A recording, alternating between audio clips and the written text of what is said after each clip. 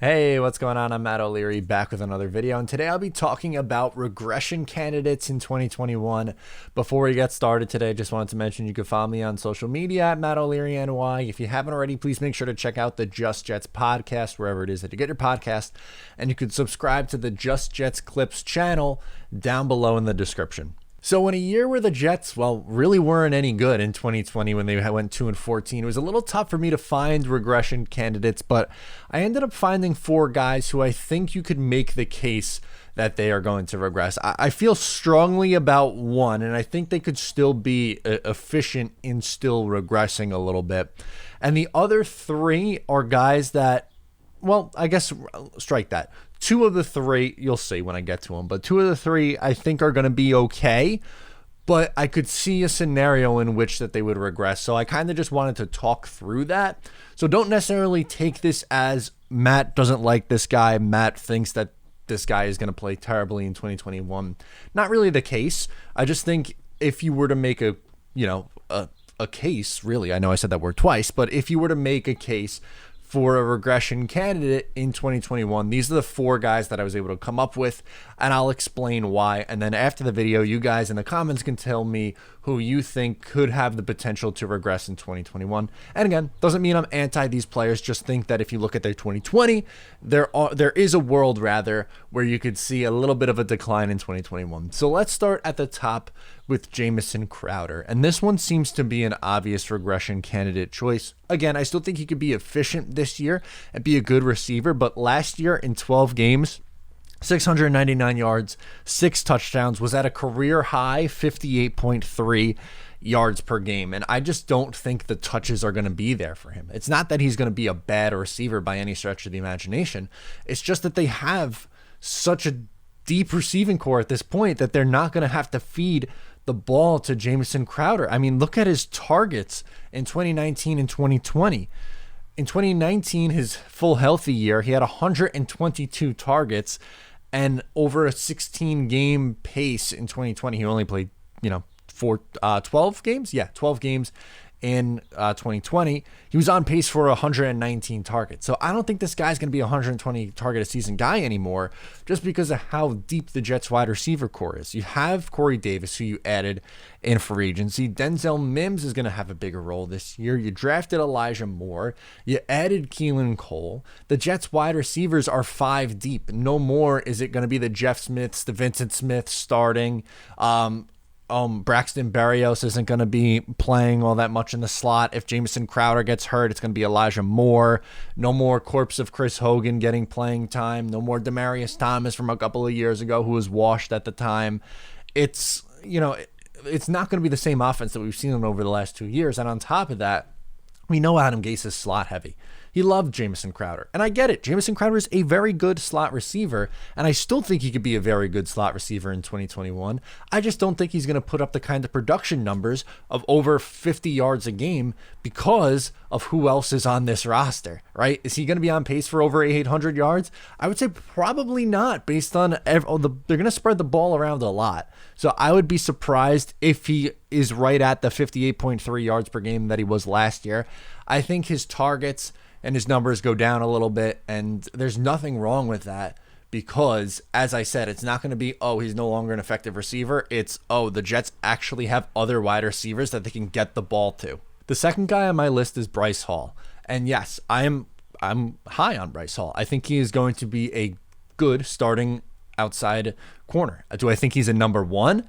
I don't know. I think that's a little premature to say, but as of right now, he is the Jets' number one corner, which gives me a little bit of a worry that there could be a regression, and let me explain why.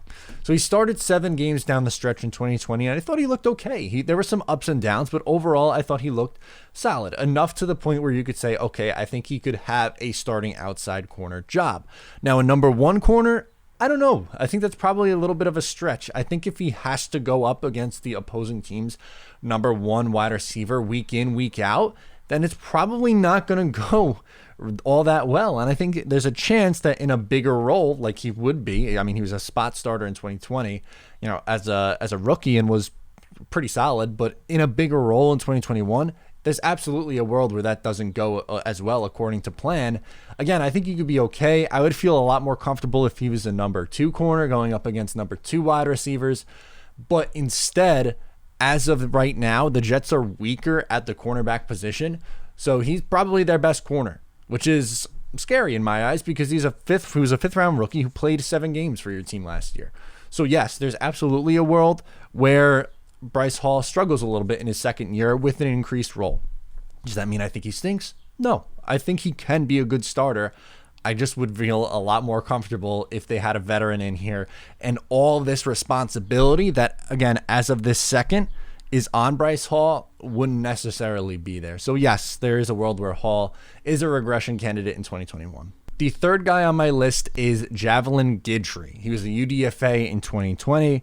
He played just over 100 snaps in coverage last year for the New York Jets in the slot. He had a really good Pro Football Focus grade, but there were some other numbers that were left to be desired a little bit. 73.1 PFF grade. He allowed a 97.5 passer rating and an 81.3 completion percentage allowed.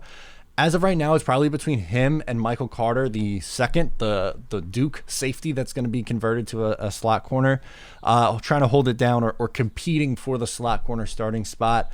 Again, as a UDFA last year, he played a little bit, probably a little bit more than anticipated, and at best I thought was okay. PFF really loved him. I don't think he's phenomenal. I think he's okay. I don't think he's starting level, but if he is starting for your team in the slot, there's a chance it could go really, really poorly. Kind of like Darryl Roberts in 2019, where the Jets saw what he did in 2018. It was like, oh my God, yes, in a small sample size, we can absolutely have him be a starter next year, and it did not go well at all. So my fear is that happens to Javelin Guidry. And as of right now, I'd say he's probably the favorite to be the starting slot corner, and there's absolutely a world where that does not go well. My last guy on the list is George Fant, and the reason why I say that is he was a decent starter in 2020, but before that in Seattle, he really wasn't. He was below average before that during his time out in Seattle before he got to the New York Jets.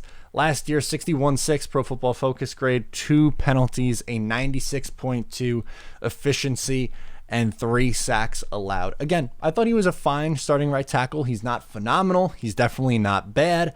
He was fine.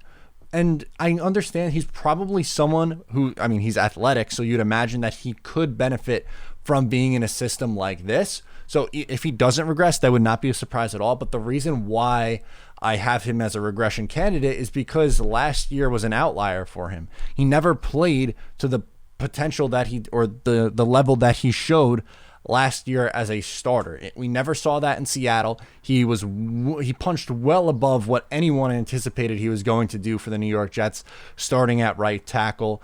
And I guess if the offensive line is improved, which it absolutely has been with the left guard getting drafted in Elijah Vera Tucker in the first round, and then assume there's going to be a battle at right guard for that spot, and McGovern I think would be better at center this year.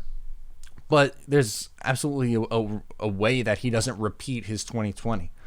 I wouldn't necessarily bet on it, but I could see a scenario in which George Fant takes a little bit of a step back just because of 2020 being his best year. Can he replicate that? Maybe. It's a little bit of a risky to bet on it.